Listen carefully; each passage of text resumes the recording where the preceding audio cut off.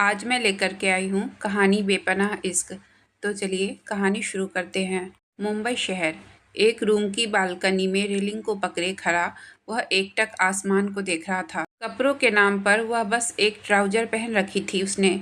आंखों में अनेकों भाव थे। आसमान की तरफ देखते हुए वह मन ही मन बोला, तुझे भूलने की कितनी कोशिश की मैंने, पर हर कोशिश बेकार रही मेरी।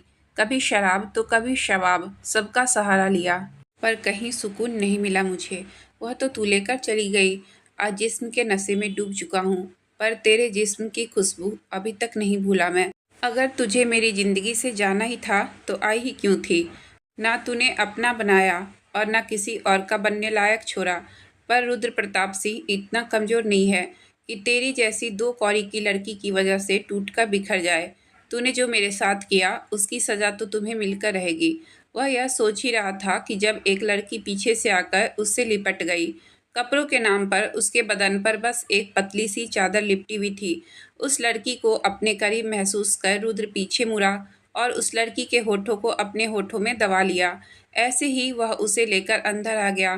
कुछ टाइम बाद दोनों के बचे हुए कपड़े भी जमीन पर पड़े हुए थे।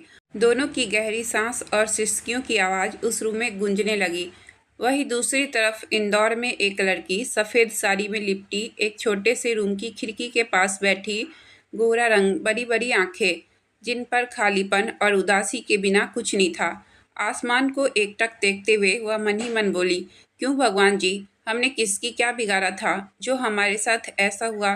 बस थोड़ी सी खुशियाँ ही तो मांगी थी, पर आपने तो हमें जिंदगी भर का दर्द दे दिया। न इस दर्द के साथ जिया जा रहा है और न ही मरा जा रहा है। बचपन से आज तक आपने हमें जो दिया हम उसी में खुश रहे, कभी कोई शिकायत नहीं की। थोड़ी सी खुशियाँ आई थी हमारी ज़िंदगी में, आपने वह भी हमसे छीन ली। यह सब कहते हुए उसकी आंखों से आंसू लुढ़क कर उसके गालों पर आ गए, जिन्हें उसने बड़ी ही बेतरतीबी से पोंछ लिया और वही ज़मीन पर बिछी एक चटाई पर लेट गई। अगले दिन रुद्र की आंख खुली तो उसने अपने साइड में देखा। वह रात वाली लड़की आराम से सो रही थी। उसके बदन पर उस समय सिर्फ एक पतली सी चादर थी। उसने एक नज़र उस लड़की को देखा, फिर उठकर वॉशरूम में चला गया। कुछ टाइम बाद वह पूरी तरह तैयार होकर आया। उसने एक नज़र उस लड़की को देखा और अपने पर्स से कुछ पैसे निकालकर उस लड़की के पास बेड पर फेंक दिए और उस रूम से बाहर आ गया। वहाँ पहले से ही उसका असिस्टेंट परवीन खड़ा था। वह दोनों होटल के बाहर आए और गाड़ी में बैठकर वहाँ से निकल गए। वहीं दूसरी तरफ सुबह 4 बजे वह लड़की उठी। नहा धोकर उसने पूरे घर की सफाई की और फिर किचन में चली गई नाश्ता बनाने। नाश्ता बनाकर उसने डाइनिंग टेबल पर लगाया। तभी एक औरत, जिसकी उम्र कुछ 48 से 50 साल होगी, सीढ़ियों से नीचे उतरकर आई। जैसे ही उसकी नज़र उस लड़की पर पड़ी तो वह उसे देखकर गुस्से में बोली, कितनी बार कहा है, अपना यह कोरा मनहूस चेहरा लेकर सुबह सुबह मेरे सामने मत आया कर। तेरी शक्ल देख ली मैंने, अब यह पूरा दिन खराब जाएगा। यह बोलकर वह बड़बड़ाती हुई डाइनिंग टेबल पर बैठ गई। वही उसकी बातें सुनकर वह लड़की, जिसका नाम आस्था था, उसकी आंखें नम हो गई। तभी उस औरत के चिल्लाने की आवाज़ सुनकर उसने अपने आंसू पोंछे और डाइनिंग टेबल की तरफ बढ़ गई। औरत अब क्या वही खड़ी रहेगी या नाश्ता भी देगी। आस्था डाइनिंग टेबल के पास आई और नाश्ता परोसने लगी। तब तक बाकी सब भी आ गए थे। यह थी आस्था की फैमिली। उसके ससुराल वाले रमेश माथुर आस्था के ससुर थे, आरती माथुर आस्था की सास, रीना माथुर आस्था की ननद, रोहित माथुर आस्था का पति, जो शादी के बाद हफ्ते बाद ही एक एक्सीडेंट में गुजर गया और छोड़ गया आस्था को अपने परिवार वालों के ताने और मार सहने के लिए। लक्ष्य माथुर आस्था का देवर। आज से 2 साल पहले शादी कर वह माथुर हाउस में आई थी। बहुत खुश थी, बचपन में माँ चल बसी थी। बाप ने दूसरी शादी कर ली थी। सौतेली माँ घर के काम करवाती, गलती होने पर मारती, भूखी रखती। बाप को तो कोई फिक्र ही नहीं थी, पर इतना अच्छा किया था उसने कि आस्था के लिए रोहित को पसंद किया था। रोहित बहुत अच्छा लड़का था, पर शायद उसकी किस्मत में नहीं था कि उसकी ज़िंदगी में भी खुशियाँ आए। इसलिए शादी के एक हफ्ते बाद ही एक एक्सीडेंट में उसकी मौत हो गई। आस्था के ससुराल वालों ने उसे मनहूस समझ लिया कि उसे शादी होते ही उनका बेटा इस दुनिया से चला गया। तब से लेकर आज तक वह उस घर में बस सबके ताने ही तो सुनती आई है। बस एक उसके ससुर रमेश जी थे, जो उससे प्यार से बात कर लेते थे। पर उसकी सास के आगे उनकी भी नहीं चलती थी। खैर, आस्था ने इसे ही अपनी किस्मत मान लिया था। उसने चुपचाप सबको नाश्ता परोसा और एक साइड खड़ी हो गई। उसे इजाज़त नहीं थी उन सब के साथ खाने की। यहाँ तक कि उसका खाना भी अलग ही बनता था, सबसे बिना नमक मसाले का खाना। उसकी सास का मानना था कि इससे उसके दिल और भावनाओं पर कंट्रोल रहेगा और दिमाग शांत रहेगा। सोती भी वह जमीन पर ही एक चटाई बिछाकर। बिस्तर पर सोने की अनुमति उसे नहीं थी। ऐसे ही ना जाने इस समाज के बनाए कितने ही बेतुके रीति रिवाज को निभाती थी वह, अपनी सास के कहने पर, जो इस समाज ने विधवा औरतों के लिए बनाए थे। खैर, उसने कभी कुछ नहीं कहा था। जैसे उसकी सास कहती वह कर देती, और कोई रास्ता भी तो नहीं था। अगर वह इन सब को नहीं मानती तो उसकी सास उसे घर से बाहर निकाल देती, और इस घर के सिवाय उसके पास कोई ठिकाना नहीं था जहाँ वह जा सकती थी। सौतेली माँ ने तो पहले ही कह दिया था कि अब शादी हो चुकी है तो उसका इस घर में कोई हक नहीं है, इसलिए कभी वापस ना आए, और कोई ठिकाना था नहीं, इसलिए सबके ताने सुनते वह वहीं पर उस घर में एक छोटे से कमरे में रह रही थी। सुबह का वक्त 4-5 गाड़ियां एक साथ एक बड़ी सी बिल्डिंग के सामने आकर रुकी, जिस पर बड़े बड़े अक्षरों में आरपीएस कॉरपोरेशन लिखा हुआ था। आगे पीछे वाली 2 गाड़ियों में से ब्लैक ड्रेस पहने गार्ड्स बाहर आए और लाइन में खड़े हो गए। तभी बीच की गाड़ी में से आगे की सीट से एक लड़का बाहर निकला, जिसकी उम्र कुछ 27 साल थी। उसने पीछे की गाड़ी का दरवाज़ा खोला तो एक लड़के बहुत ही स्टाइल से बाहर निकला और अंदर की तरफ बढ़ गया। उस लड़के को देखकर सभी स्टाफ सकते में आ गए। कोई भी थोड़ी सी भी आवाज़ नहीं कर रहा था। सब बस अपना अपना काम कर रहे थे, क्योंकि उन्हें अच्छे से पता था कि उनका बॉस कितना बेरहम है। उसे बिल्कुल पसंद नहीं था कि कोई भी काम छोड़कर इधर उधर की बात करे। जी हाँ, यह है हमारी कहानी के हीरो, रुद्र प्रताप सिंह। उम्र 28 साल, 6 फुट 2 इंच हाइट, नीली आंखें, काले बाल, गेहुआ रंग, जिम में कसरत कर बनाई गई बॉडी। कुल मिलाकर किसी फिल्म के हीरो को भी फेल कर दें, ऐसी पर्सनालिटी है इनकी। पर इन्हें बहुत गुस्सा आता है। गुस्से में वह कुछ भी नहीं देखते हैं कि उनके सामने कौन खड़ा है। आईपीएस कॉरपोरेशन के सीईओ रुद्र वहां से बिना किसी को देखे अपनी पर्सनल लिफ्ट की तरफ बढ़ गया। उसके साथ ही उसका असिस्टेंट प्रवीण भी था।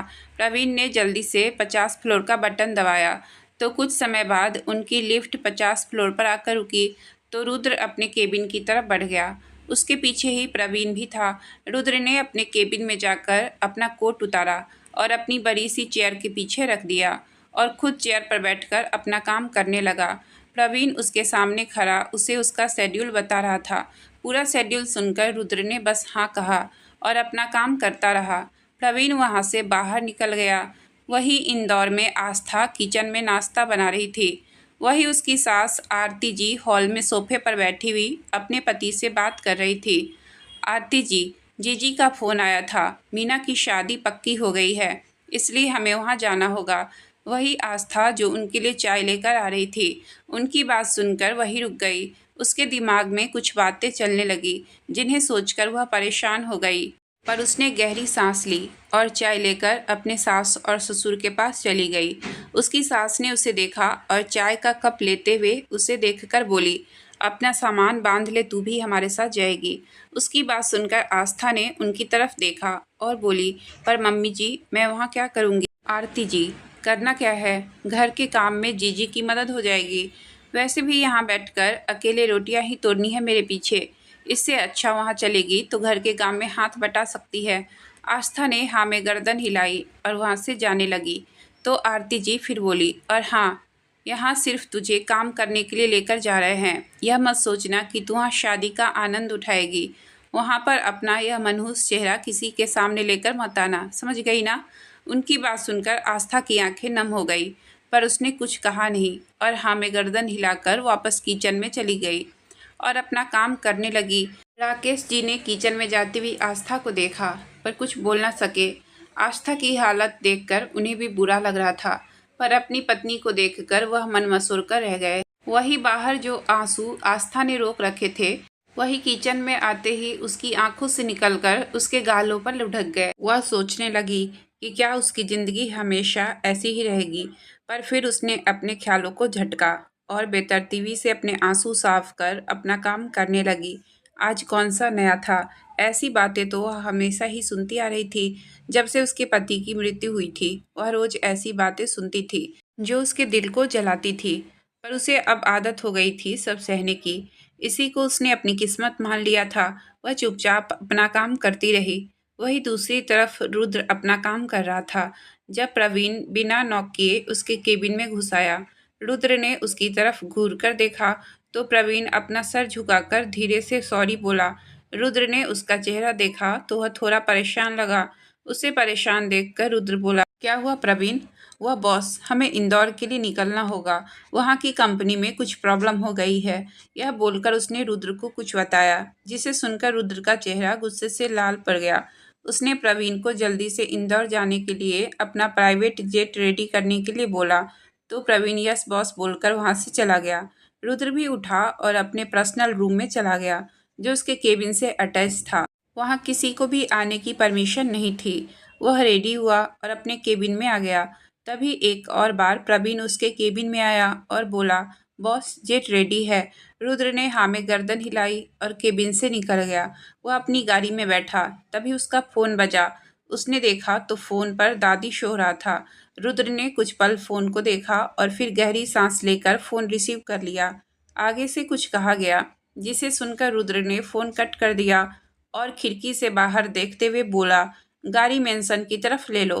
प्रवीण ने हाँ में गर्दन हिलाई और ड्राइवर को बोलकर गाड़ी सिंह मेंशन की तरफ लेने को कहा।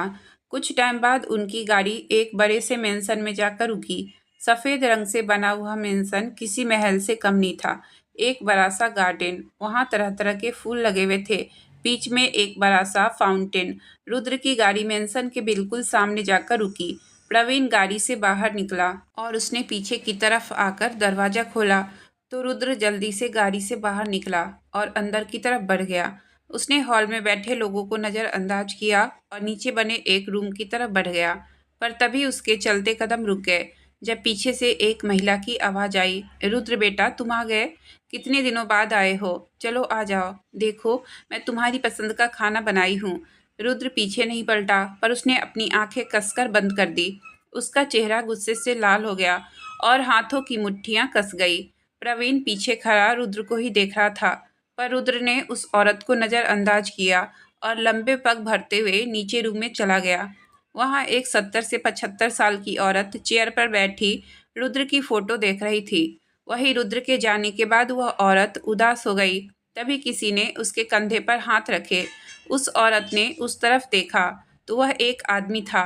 उस आदमी ने उस औरत को गले से लगा लिया और बोला, वसु क्यों खुद को इतना तकलीफ देती हो? तुम्हें पता है ना कि वह तुमसे बात नहीं करता है, फिर क्यों खुद को तकलीफ देती हो? यह है वसुंधरा प्रताप सिंह, रुद्र की माँ। पर रुद्र इससे नफरत करता है और इनका चेहरा भी नहीं देखना चाहता है। पास्ट में हुई कुछ बातों की वजह से रुद्र इनसे अलग रहता है। सिर्फ अपनी दादी की वजह से वह सिंह मेंशन आता है और जो आदमी उनके साथ था वह है रौनक प्रताप सिंह, वसुंधरा जी के पति। पर यह रुद्र के डैड नहीं है, यह रुद्र के चाचा जी थे। उसके पिता की मौत के बाद रुद्र की मॉम ने घर वालों के कहने पर रौनक जी से शादी कर ली थी। उस समय रुद्र बहुत छोटा था। उसे एक पिता का प्यार मिले, इसलिए वसुंधरा जी ने सबके कहने पर रौनक जी से शादी कर ली थी। पर यह चीज़ रुद्र एक्सेप्ट नहीं कर सका। वह अपने पिता का स्थान रौनक जी को नहीं दे पाया। फिर वसुंधरा जी का उनसे ज़्यादा रौनक जी के साथ वक्त बिताना रुद्र के मन में और गुस्सा भर गया और यह गुस्सा धीरे धीरे नफरत में बदल गया। अपनी पढ़ाई कंप्लीट कर उसने खुद का बिजनेस स्टार्ट किया और सबसे अलग रहने लगा। इस समय वह पूरे एशिया का नंबर 1 बिजनेसमैन है। वसुंधरा जी ने उस रूम की तरफ देखा और उस आदमी को बोली, रौनक जी मेरी क्या गलती है? मैंने तो उसका भला ही चाहा है हमेशा, पर वह है कि वह मुझसे नफरत करता है। क्या इतनी बुरी हूँ मैं? रौनक जी ने उन्हें सोफे पर बिठाया और पानी पिलाते हुए बोले, फिक्र मत करो वसु, एक दिन वह जरूर समझेगा। यह बोलकर वह उन्हें बाहों में भरकर सोफे पर बैठ गए और उस रूम की तरफ देखने लगे जहाँ अभी अभी रुद्र गया था। रुद्र अपनी दादी के रूम में गया और उनके सामने जाकर घुटनों के बल बैठ गया।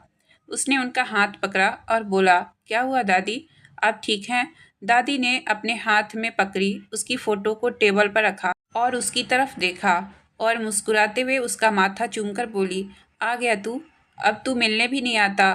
क्या तुझे तेरी दादी की याद नहीं आती? रुद्र ने उनके हाथ को चूमा और बोला, आप ऐसा क्यों बोल रही हैं दादी? एक आप ही तो हो जिनकी वजह से मैं इस घर में आता हूँ, वरना आप जानती तो हो मुझे इस घर में आना बिल्कुल भी पसंद नहीं है। दादी ने प्यार से उसके सिर पर हाथ फेरा और बोली, मुझे पता है मेरे बच्चे, पर इन बूढ़ी आंखों का क्या करूं जो अपने पोते को देखने के लिए तरसती है। रुद्र, तभी तो आता हूँ आपसे मिलने, चाहे हफ्ते में एक बार आऊं। तभी दादी बोली, अब भगवान से यही प्रार्थना है कि तेरी जिंदगी में भी कोई भेज दे जो तुझे मेरे बाद संभाल ले।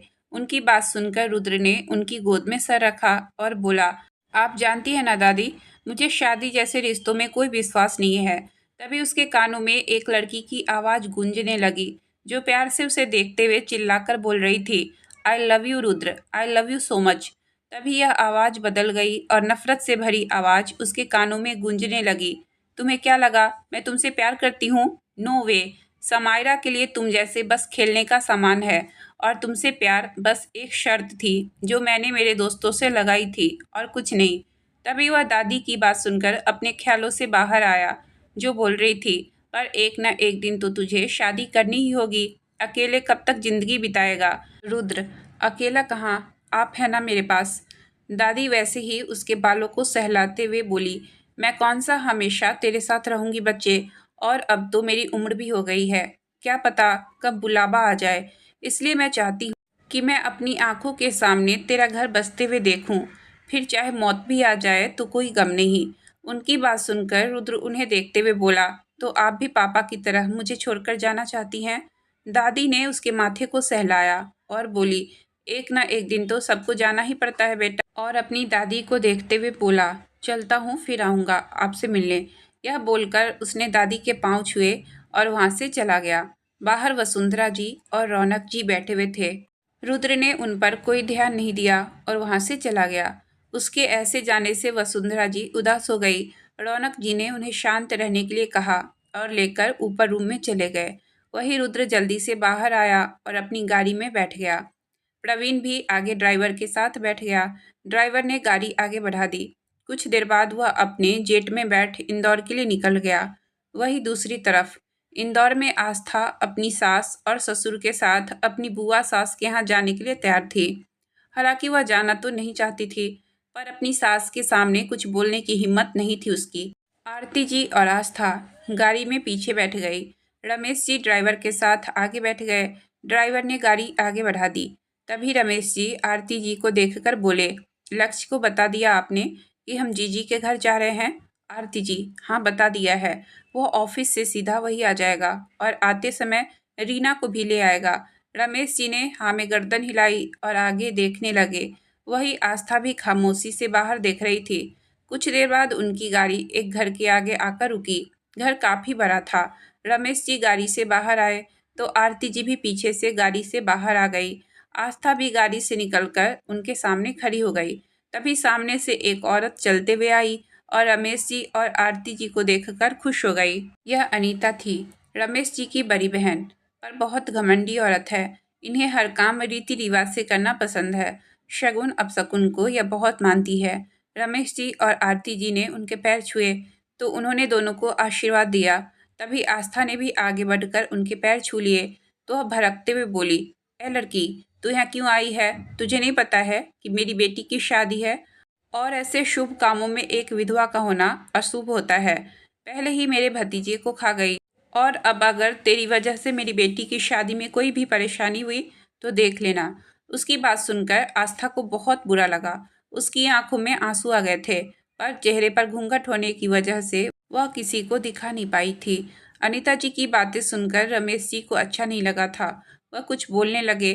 तभी आरती जी अनीता जी को शांत करवाते हुए बोली, अरे जीजी, शांत हो जाइए, कुछ बुरा नहीं होगा हमारी मीना की शादी में। वैसे भी यह कौन सा शादी की रस्मों में आएगी।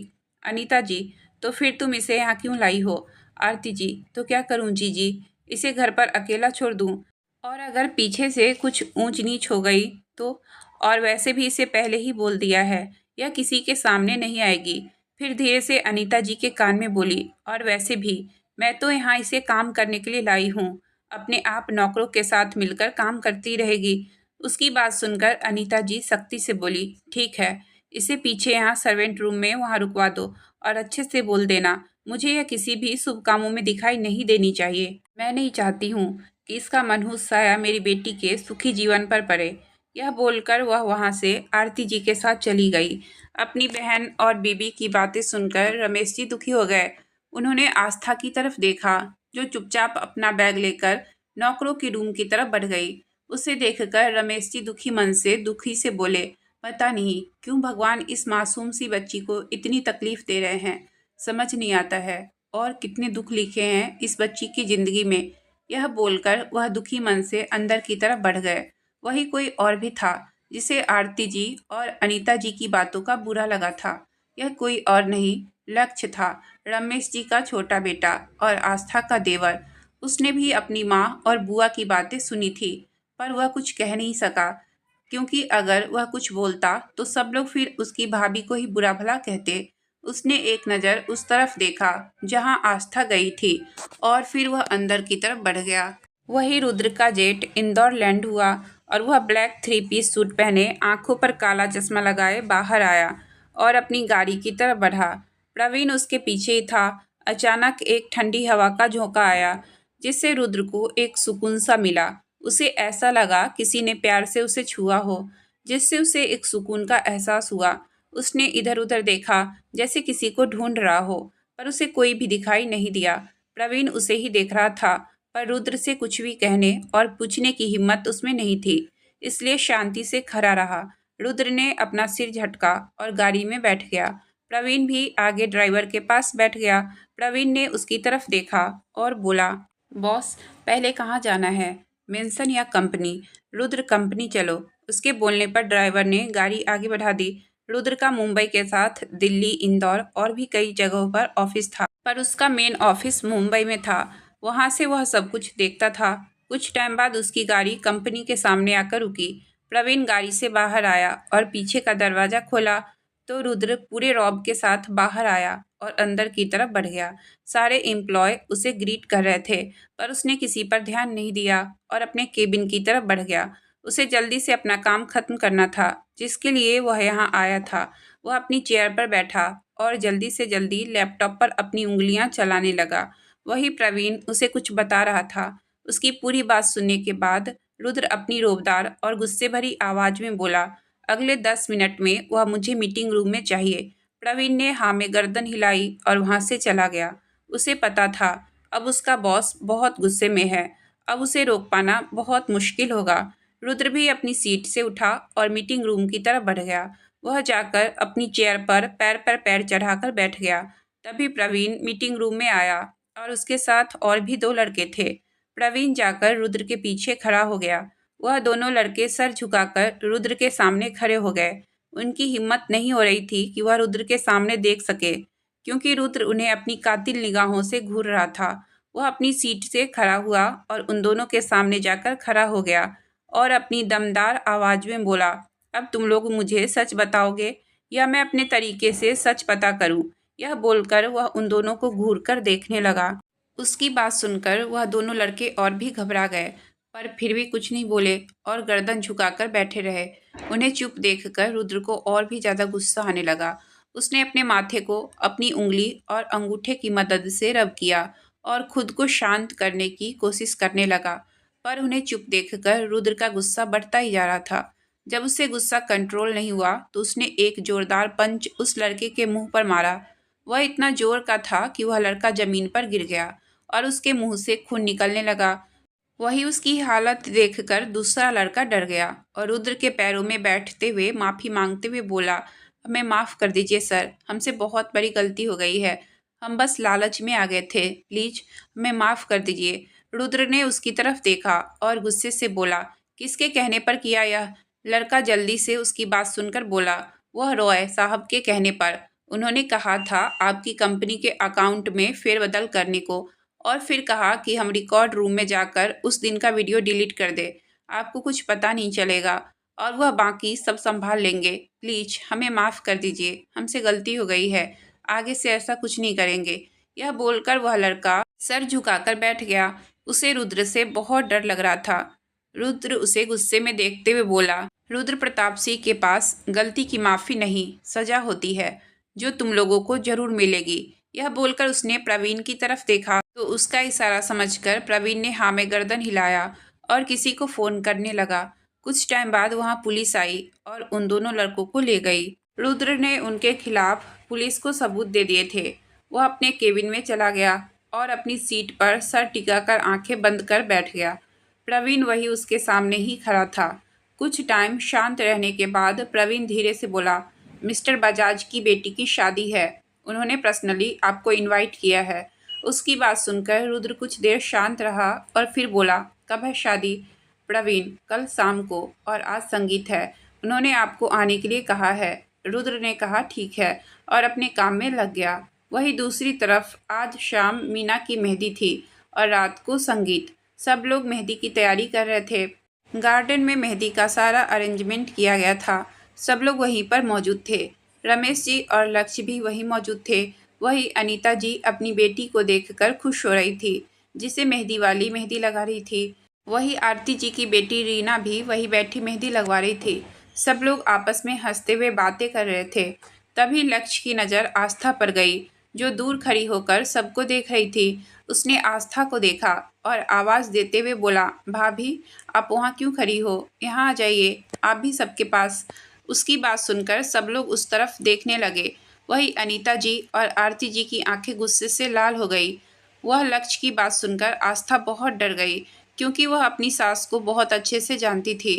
तभी लक्ष्य का साथ देते हुए रमेश जी बोले, हाँ बेटा, यहाँ आ जाओ, वहाँ अकेले क्यों खड़ी हो? तभी अनीता जी गुस्से में चिल्लाते हुए बोली, तू यहाँ क्या कर रही है मनहूस लड़की? मैंने तुझसे कहा था ना कि अपनी यह मनहूस शक्ल लेकर यहाँ पर मत आना। पर नहीं, तुझे तो हर शुभ काम के बीच आना ही होता है। पहले तो मेरे भतीजे को खा गई और अब मेरी बेटी की खुशियाँ तबाह करना चाहती है। तभी उनकी बात सुनकर लक्ष्य बोला, यह क्या बोल रही हैं बुआ? भाई के साथ जो भी हुआ है उसमें भाभी की कोई गलती नहीं थी। भाई का एक्सीडेंट हुआ था, उसे भाभी का क्या लेना देना है? उसकी बात सुनकर आरती जी उसे डांटते हुए बोली, तू चुप कर, तुझे इन बातों के बारे में कुछ भी पता नहीं है। उनकी बात सुनकर लक्ष्य बोला, बच्चा नहीं हूँ मैं जो मुझे कुछ पता नहीं होगा। और आप लोग जो भाभी के साथ व्यवहार करते हो ना, याद रखना, भगवान सब देखते हैं। बिना गलती के आप जो सजा भाभी को देते हो, उस सब का हिसाब आप सबको चुकाना होगा। यह बोलकर वह वहां से चला गया। तभी आरती जी गुस्से में आस्था के पास आई और उसकी बाजू को गुस्से में पकड़कर बोली, एक बेटे को तो पहले ही खा गई, अब दूसरे बेटे को भी मुझसे दूर करना चाहती है। तेरी वजह से आज मेरे बेटे ने मुझसे ऐसी बातें की है। यह बोलकर उन्होंने आस्था को धक्का दे दिया और उससे गुस्से में घूरते हुए वहां से चली गई। आस्था ने खुद को संभाला और रोते हुए वहां से चली गई। रमेश जी बेबसी से सब कुछ देखते रहे, लेकिन कुछ कर न सके। मेहंदी लगभग पूरी हो चुकी थी, इसलिए सब लोग अंदर चले गए, क्योंकि शाम को संगीत था, उसकी भी तैयारी करनी थी। बजाज हाउस संगीत का कार्यक्रम अच्छे से हो गया। आस्था वहां नहीं आई थी, क्योंकि वह एक बार फिर से अपनी सास और बुआ सास को गुस्सा नहीं दिलाना चाहती थी, इसलिए वह कमरे के अंदर ही रही। संगीत का कार्यक्रम खत्म कर सब लोग अपने अपने रूम में चले गए, क्योंकि कल शादी थी तो सुबह उसकी तैयारी भी करनी थी। सब लोग अपने अपने रूम में जाकर सो गए, पर दो जन थे जिन्हें नींद नहीं आ रही थी। एक आस्था थी, जो बजाज हाउस की छत पर खड़ी अपनी सूनी वीरान जिंदगी के बारे में सोच रही थी, और दूसरी तरफ रुद्र, जो अपने मेंशन में अपने रूम में बालकनी में बैठा दारू पीते हुए अपने बीते कल के बारे में सोच रहा था। दोनों ही अपनी अपनी सोच में खोए हुए एकटक आसमान में चमकते हुए चांद को देख रहे थे। तभी रुद्र उस चांद को देखते हुए बोला, तू भी अकेला है, बिल्कुल मेरी तरह। हम दोनों की जिंदगी में किसी का साथ नहीं है। यह बोलकर उसने दारू की बोतल अपने मुंह को लगा ली और एक ही सांस में आधी खाली कर दी। दारू पीते पीते वह वही बालकनी में ही सो गया। वही दूसरी तरफ आस्था एकटक चांद को देख रही थी, जब किसी ने पीछे से उसे पुकारा। आस्था ने पीछे मुड़कर देखा तो लक्ष्य को देखकर बोली, देवर जी आप यहाँ? लक्ष्य उसके पास आया और बोला, आई एम सॉरी भाभी। आस्था ने उसकी तरफ कन्फ्यूजन से देखा और बोली, वह क्यों? लक्ष्य, मैं चाहकर भी आपके लिए कुछ नहीं कर पा रहा हूँ। माँ और बुआ आपसे जिस तरह से व्यवहार करती हैं वह मुझे बिल्कुल अच्छा नहीं लगता, पर मैं चाहकर भी कुछ नहीं कर पाता। यह बोलकर उसने मायूसी से अपना चेहरा लटका लिया आस्था धीरे से मुस्कुराते हुए उसकी तरफ देखकर बोली, आप सॉरी मत बोलो देवर जी, इन सब में उनकी कोई गलती नहीं है। और वैसे भी वह सच ही तो कहती हैं, मुझसे शादी होते ही आपके भाई। यह बोलकर वह चुप कर गई, पर उसकी आंखें नम हो गई थी। लक्ष्य उसकी बात सुनकर जल्दी से बोला, नहीं भाभी, आपकी कोई गलती नहीं है, वह एक हादसा था। आपने तो उस दिन भाई को मना किया था घर से बाहर जाने के लिए, पर भाई माने ही नहीं और चले गए। फिर वह एक्सीडेंट, इन सब में आपकी कोई गलती नहीं थी आस्था, पर मैं अगर उन्हें रोक लेती तो यह सब होता ही नहीं। लक्ष्य, आप खुद को दोष मत दीजिए भाभी, आपकी गलती नहीं थी। आस्था ने अपने आंसू साफ किए और उसे देखकर मुस्कुराते हुए बोली, यह सब छोड़िए, यह तो अब मेरी किस्मत है और मैं इसे ही अपनी नियति मान ली हूँ। आप यह बताइए, आपका काम कैसा चल रहा है? लक्ष्य, बहुत अच्छा भाभी, लगता है शायद इस बार प्रमोशन मिल जाए। उसकी बात सुनकर आस्था मुस्कुरा दी और बोली, भगवान करे आप ऐसी ही तरक्की करते रहें। लक्ष्य मुस्कुरा दिया और बोला, आप बस अपने इस देवर के सिर पर अपना आशीर्वाद बनाए रखना, तरक्की तो मैं बहुत कर लूँगा। आस्था, हमारा आशीर्वाद हमेशा आपके साथ है। वह दोनों बातें कर रहे थे। वही दो लोग थे जो आस्था को अपनी आग उगलती नज़रों से देख रहे थे। वह कोई और नहीं, आरती जी और अनीता जी थी, जो दोनों लक्ष्य के पीछे पीछे ऊपर आई थी। दोनों ने जब लक्ष्य को आस्था से बात करते हुए देखा तो दोनों का खून खौल गया। अनीता जी आस्था को देखते हुए बोली, अनीता जी, आरती, संभाले इस लड़की को, वरना तेरा एक बेटा तो खा ही चुकी है, कहीं अपने हुस्न के जाल में दूसरे बेटे को भी न खा जाए। आरती जी आस्था को अपनी आग उगलती आंखों के साथ देखते हुए बोली, मैं ऐसा कभी नहीं होने दूंगी जीजी, अब तो इस लड़की को घर से निकाल कर ही रहूंगी। अनीता जी, पर तुझे पता है ना कि रमेश और लक्ष्य ऐसा कभी नहीं होने देंगे। आरती जी, तो फिर आप ही बताओ जीजी कि मैं क्या करूं? उनकी बात सुनकर अनीता जी ने उन्हें कुछ समझाया तो उनकी बात सुनकर आरती जी बोली, इसमें तो हमारे परिवार की भी बहुत बेइज्जती होगी जीजी। अनीता जी, कुछ नहीं होगा, वैसे भी हम सब कुछ इस लड़की के मत्थे मत देंगे, सब लोग इसे ही गलत समझेंगे, हमारे परिवार को कुछ नहीं होगा और यह लड़की भी हम सबसे दूर चली जाएगी। उनकी बात सुनकर आरती जी ने हाँ में गर्दन हिलाई और फिर दोनों आस्था को घूरती हुई नीचे चली गई। लक्ष्य भी नीचे जा चुका था। वही आस्था अभी भी वही खरी चांद को देख रही थी, इस बात से बेखबर कि कल का दिन उसके लिए कितनी मुश्किलें लाने वाला है। आज मीना की शादी थी। सुबह से चारों तरफ चहल पहल थी, कोई इधर भाग रहा था तो कोई उधर भाग रहा था। आस्था अपने कमरे में थी, जो कि नौकरों के कमरे के पास था। कल जो भी हुआ था उस वजह से वह अपने रूम से बाहर नहीं निकली थी। वही आरती जी और अनीता जी कुछ प्लानिंग कर रही थी, जो कि आस्था के लिए बिल्कुल सही नहीं था। देखते ही देखते शाम हो गई। मीना को पार्लर वाली तैयार कर रही थी। शादी घर से ही हो रही थी। गार्डन में सारे अरेंजमेंट किए गए थे। बारात आ गई थी। मिस्टर बजाज और अनीता जी ने सबका स्वागत किया। दूल्हे को मंडप में बिठाया गया। पंडित जी ने मंत्र पढ़ने शुरू कर दिए। तभी उन्होंने दुल्हन को बुलाने के लिए कहा। रीना और उसकी एक और कजन मीना को मंडप में लेकर आई। तभी वहां पर एक गाड़ी आकर रुकी, जिसमें से रुद्र अपने असिस्टेंट प्रवीण के साथ बाहर निकला। मिस्टर बजाज ने उसका स्वागत किया और उसे ले जाकर एक टेबल पर बिठा दिया। शादी चल रही थी। पंडित जी मंत्र पढ़ रहे थे। रुद्र का ध्यान भी सामने था। तभी उसकी नज़र एक तरफ गई, जहां एक लड़की सबसे छुपाकर शादी देख रही थी। सफ़ेद साड़ी, बड़ी बड़ी आंखें, लंबी नाक, पतले गुलाबी होठ। वह एक कोने में छुपकर शादी देख रही थी। रुद्र को उसका पूरा चेहरा नहीं दिखाई दे रहा था, बस एक साइड दिखाई दे रही थी। रुद्र ने उससे अपनी नज़रें हटा ली, पर उसकी नज़रें बार बार उधर ही जा रही थी। उसका मन उस लड़की का पूरा चेहरा देखने को कर रहा था। ऐसा क्यों था वह उसे नहीं पता था। उसने एक बार और अपना सर झटका और सामने देखने लगा। फेरे खत्म हो चुके थे। अब सिंदूरदान और मंगलसूत्र की रस्में बाकी थी, पर उसकी नज़रें फिर उस तरफ चली गई, पर इस बार वह लड़की वहाँ नहीं थी। रुद्र हर तरफ उसे देखने लगा, पर वह उसे कहीं भी दिखाई नहीं दी। पर उसकी आंखों में एक बेचैनी थी। वह खुद ही मन बोला, रुद्र, यह मुझे क्या हो रहा है? मैं क्यों उस लड़की को देखने के लिए बेचैन हो रहा हूँ? उसने मन ही मन खुद को डांटा और बोला, नहीं रुद्र, शांत हो जा। यह सब लड़कियाँ एक जैसी ही होती है, जिन्हें बस पैसे चाहिए होते हैं और कुछ नहीं। पैसों के लिए यह किसी के भी साथ खेल सकती है। उनके लिए पैसे से ज़्यादा ज़रूरी कुछ भी नहीं है। यह बोलकर वह सामने देखने लगा जहाँ शादी पूरी हो चुकी थी। तभी उसके फ़ोन पर एक मैसेज आया। उसने अपना फ़ोन निकाल कर देखा तो मैसेज देखकर उसका चेहरा कठोर हो गया।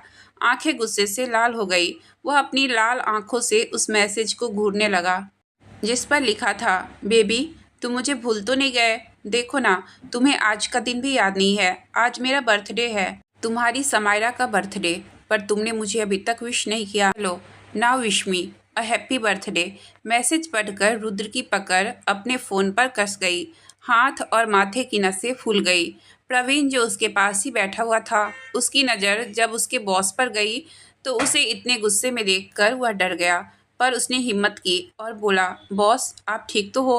पर रुद्र ने कोई जवाब नहीं दिया। वह अभी भी अपने फ़ोन को घूर रहा था जिस पर वह मैसेज अभी भी चमक रहा था। उसकी सांसें तेज होने लगी, माथे पर पसीने की बूंदें चमकने लगी। प्रवीण उसे ऐसे देखकर घबरा गया। उसने उसके कंधे पर हाथ रखा और उसे हिलाते हुए बोला, बॉस आप ठीक तो हो? उसकी आवाज़ से रुद्र होश में आया और उसकी सांसें अभी भी तेज थी। आंखें खून की तरह लाल हो चुकी थी। उसने प्रवीण की तरफ देखा और बोला, मुझे वॉशरूम जाना है। प्रवीण ने हाँ में गर्दन हिलाई और इधर उधर देखने लगा। तभी उसे कुछ दूरी पर लक्ष्य दिखाई दिया। उसने उससे वॉशरूम के बारे में पूछा तो लक्ष्य ने उसे गेस्ट रूम के बारे में बताया। प्रवीण रुद्र को लेकर गेस्ट रूम की तरफ बढ़ गया। उसे पता था कि उसका बॉस पैनिक कर रहा है। रुद्र को कभी कभी पैनिक अटैक आते थे। इसका कारण क्या था, यह तो बस रुद्र ही जानता था। प्रवीण उसे लेकर गेस्ट रूम की तरफ बढ़ गया। उसने रुद्र को बेड पर लिटाया और अपने बैग में से एक इंजेक्शन निकालकर रुद्र को लगा दिया। कुछ टाइम बाद रुद्र शांत हो गया। प्रवीण ने उसे वहीं लिटाया और खुद बाहर चला गया। आज की कहानी मैं यहीं तक रहने देती हूँ। इससे आगे की कहानी मैं कल लेकर आऊँगी। अगर आपको कहानी अच्छी लगी हो तो प्लीज़ वीडियो को लाइक और चैनल को सब्सक्राइब करें। आपका बहुत बहुत धन्यवाद।